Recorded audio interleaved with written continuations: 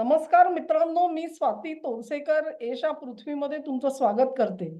पश्चिम बंगालच्या विधानसभा निवडणुका आणि हा विषय मी एशा पृथ्वीवर का घेते आहे?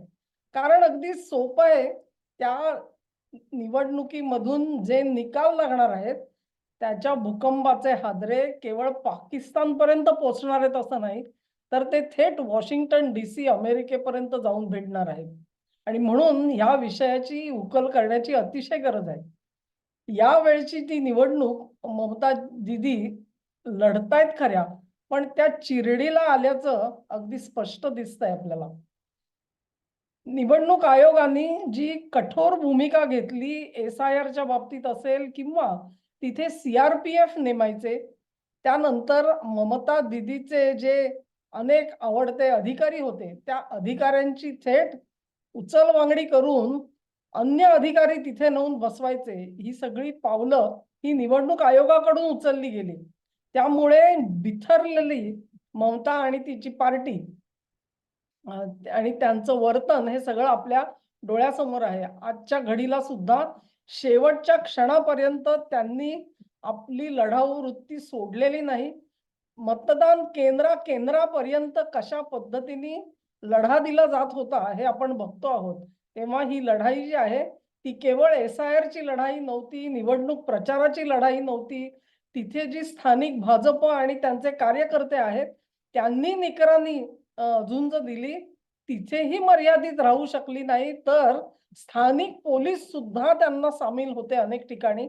या सगळ्याचा सामना करण्यासाठी सी-आर-पी-एफ नेऊन ठेवली आहे. इतकंच नाही तर ती आणखी पुढे 2 महिने तिथे राहणार आहे. हे सगळं स्पष्ट झालं. केंद्रीय गृहमंत्री अमित शाह यांना तिथे ठाण मांडून बसावं लागलं 27 एप्रिलपर्यंत. जेव्हा की प्रचाराचा काळ संपला त्यानंतर साहेब दिल्लीला परत आलेले आहेत. तेव्हा ही सगळी जी पार्श्वभूमी आहे, हा सगळा अकांड तांडव, एवढी जी शर्थ केली जातीये, ती कशासाठी केली जातीये? कारण पश्चिम बंगालची नाळ ही बांगलादेशला जोडली गेलेली आहे आणि ती तुम्ही आणि मी नाही जोडलेली. ती या कट्टरपंथी इस्लामींनी जशी जोडलेली आहे, तशीच अनेक प्रकारे तिथले नक्षलवादी असतील किंवा अमेरिकेचे हस्तक म्हणून म्हणजे नक्षलवादी अन्य हस्तक आहेत. पण अमेरिकेचे हस्तक म्हणून मिरवणारे जे फॅक्टर्स आहेत, जे घटक आहेत, ते आज संपूर्ण ईशान्य भारतात जसे कार्यरत झालेत, बांगलादेशात झालेत, तसेच ते पश्चिम बंगालमध्ये झालेले आहेत. तुम्हाला आठवत असेल, की जेव्हा मोहम्मद युनूस बांगलादेशमध्ये सत्तेवरती होते, तेव्हा ते इतक्या सहजपणे सेव्हन सिस्टर्सचा उल्लेख करायचे. ईशान्येकडची सगळी राज्य तोडायची. त्याच्यामध्ये केवळ बांगलादेश जोडायचा असं नाही, तर ते पश्चिम बंगाल सुद्धा त्याच्यामध्ये धरत होते.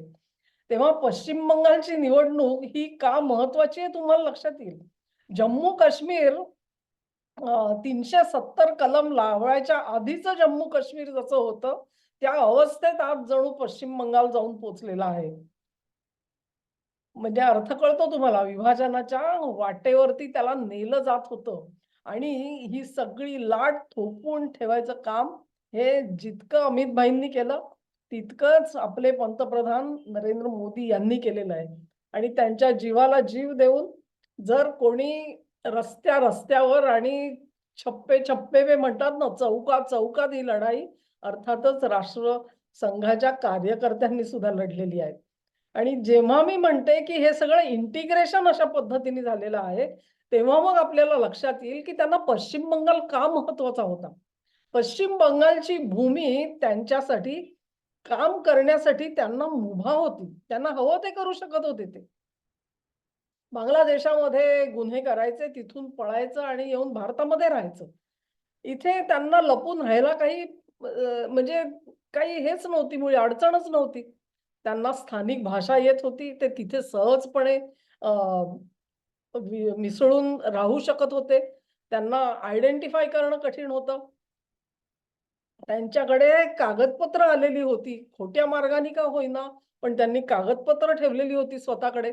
आणि ही सगळे जे घटक आहेत, कधीही ज्यावेळेला इन्सर्जन्सी ज्याला आपण म्हणतो, घुसखोरी आणि उठाव जेव्हा होतो त्यावेळेला तिथे खूप मोठ्या प्रमाणावर बाहेरचे लोक यावे लागतात.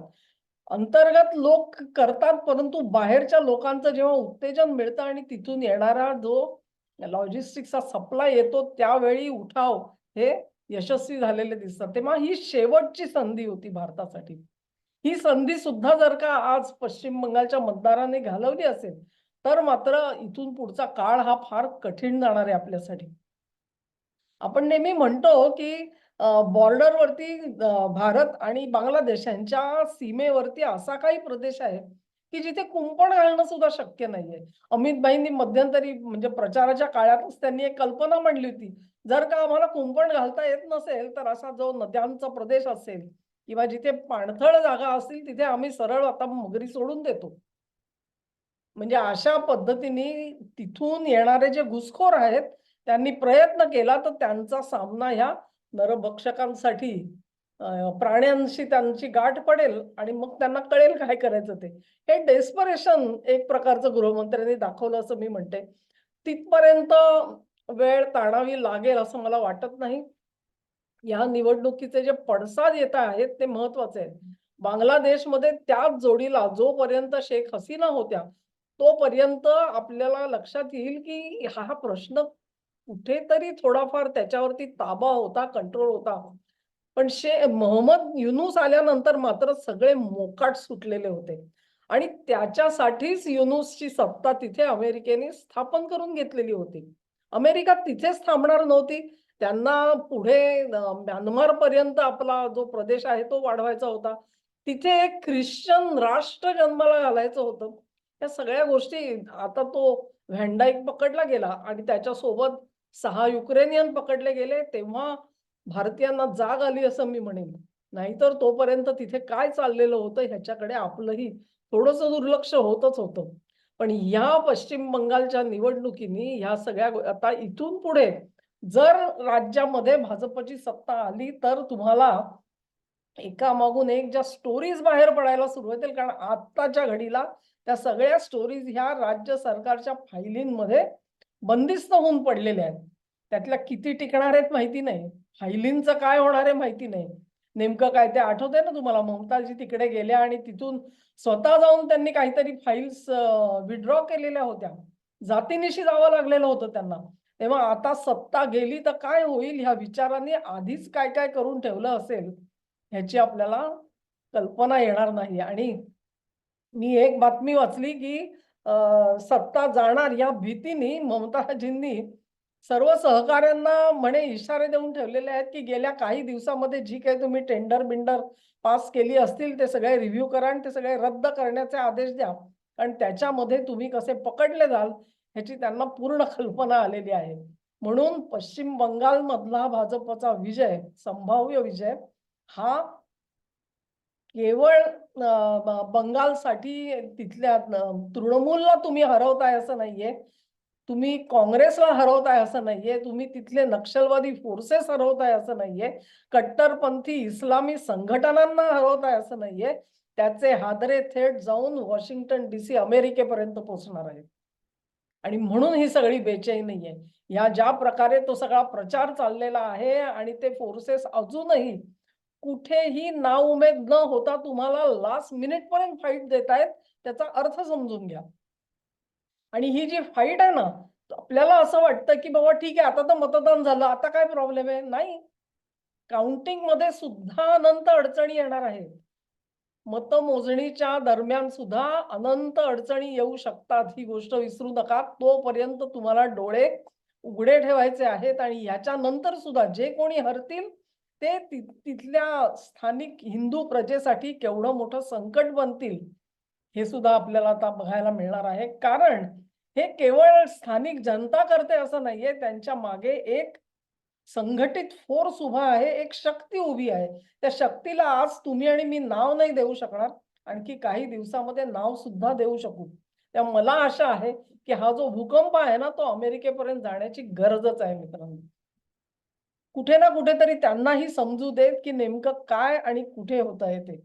हे सगळं करत असताना हे सगळं करत असताना त्या सगळ्या भागामधले ज्या काही हालचाली चालू आहेत, सी-आय-एच्या असतील, ISIच्या असतील, कट्टरपंथी इस्लामी संघटनांच्या असतील, त्याच्यावरती करडी नजर ठेवून आज रशिया सुद्धा आहे.